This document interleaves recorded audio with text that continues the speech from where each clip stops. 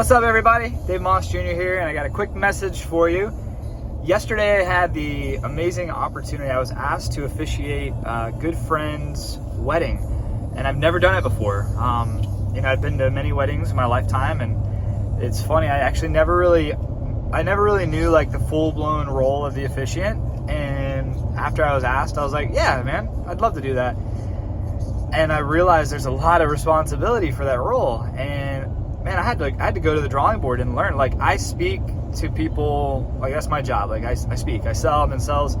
I'm the vice president of Moss Family Automotive, so like doing meetings and having to be prepared to talk in large groups is something I do. And everyone's like, oh, you'll do good, you'll be fine because you do this. Like, that's what you do.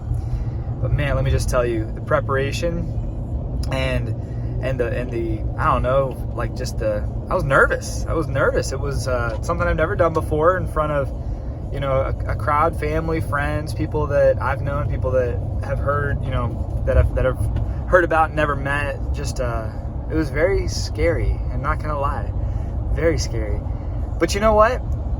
I'm gonna give you some advice. So here's my advice on public speaking for the first time. Like, public speaking for the first time about something different, because maybe your job is to speak in front of people, or you manage a team and you're kind of comfortable and familiar and used to speaking in front of people about certain things. Well, when it's something you don't know anything about, it kind of changes the stakes a little bit. So rule number one is prepare. Prepare. Yeah.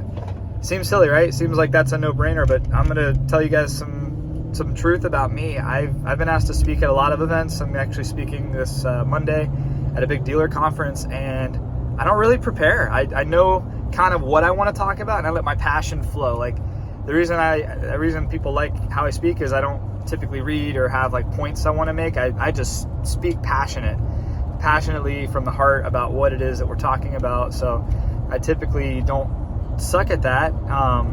I just speak, and it's always fun. Like, I enjoy it. So this was different because I had specific points I had to make. There were specific things I had to do to make sure this marriage was official.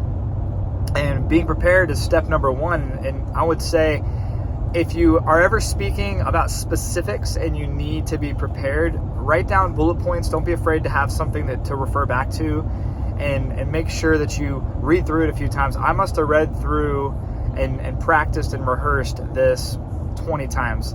I was messing around with him like, man, this is probably what the Rock feels like when he's preparing for a role, except he's way cooler and obviously way bigger and stronger and way more successful. But at the end of the day, being prepared for what you're about to say is step number one. Rehearse. Don't be afraid to rehearse on your kids and your wife and your family and your friends. Just be prepared for it. And rule number two is humor.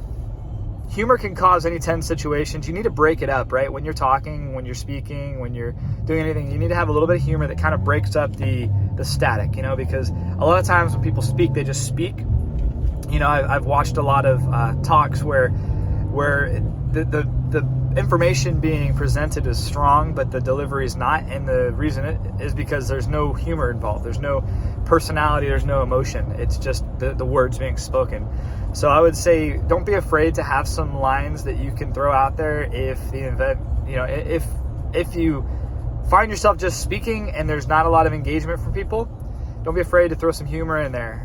My buddy Sean Murray, he gave me some advice, and I didn't have to use it, but I almost wanted to just to see how it went. But he said, man, if you find yourself fumbling through your words, or you just need like a quick pause, just pause and say, I'd like to sing a song. And then everybody will laugh, typically, and then you can get back on track. Like, obviously don't sing a song, but just have some lines that you have in the can that you can throw out there in the event that you get a little shaken up or anything like that. You got to have those. You got to be prepared for that, because it's going to happen. You got to be prepared for those crazy things where, like, you don't think you're going to be nervous, but then you get up there and you start to piddle in your pants a little bit. Don't lock your knees. Keep your knees bent. Keep moving. Keep kind of grooving. Don't wiggle, but just kind of like shake your knees a little bit here and there. It just keeps you from passing out. That was good advice my dad gave me. And rule number three, don't forget to smile. Don't forget to smile. Body language is one of the biggest and probably one of the most overlooked forms of communication. You don't have to say the best words. It's not all about just the best words, it's the delivery and it's the body language as well. So practice your body language, practice in front of a mirror, look at yourself, record yourself, and get prepared. Because if you've been asked to speak or you have an opportunity to speak in front of people, it's a huge opportunity. It's a huge opportunity, you know, selfishly for you or for anybody who gets the opportunity to speak in front of people. You have to make an impression, and if you do make an impression, it could open the floodgates for so many new opportunities for you. You know, who'd have thunk that, you know, Facebook and going live and posting videos on YouTube and stuff would create multi-million, in some case billion-dollar opportunities for people just because they're okay putting their face on a camera and speaking. So I would say, if it's in your heart at all to learn how to speak, just start posting some positive things, videos. Like, put yourself out there and tell the world, you know, something that's going on in your life that's good. We don't need any negative stuff, but post some positive stuff that's going on in your life. Post some videos of yourself telling your story, your testimony. You know, you can't get enough testimonies on social media and on the line right now. You know, testimonies are amazing. Everybody's going through something, but when you make it through the other side, you know, give God all the glory. And man, it's inspiring. People may not reach out and be like, "Hey, man, your testimony was inspiring to me," but they will. It'll hit you. I mean, there's videos I've posted 5 years ago that I've gotten message from recently saying, "Man, I just want you to know this video that you posted about this really helped me in the time I was going through." And it's just cool to hear. You know, you're not going to hear it all the time, so don't expect it. But if you do get the opportunity to speak, which you do, because if you're watching this video, you have a phone with a camera and you can speak to people, just do it. You got something to say. Everybody has something to say. Have a great day.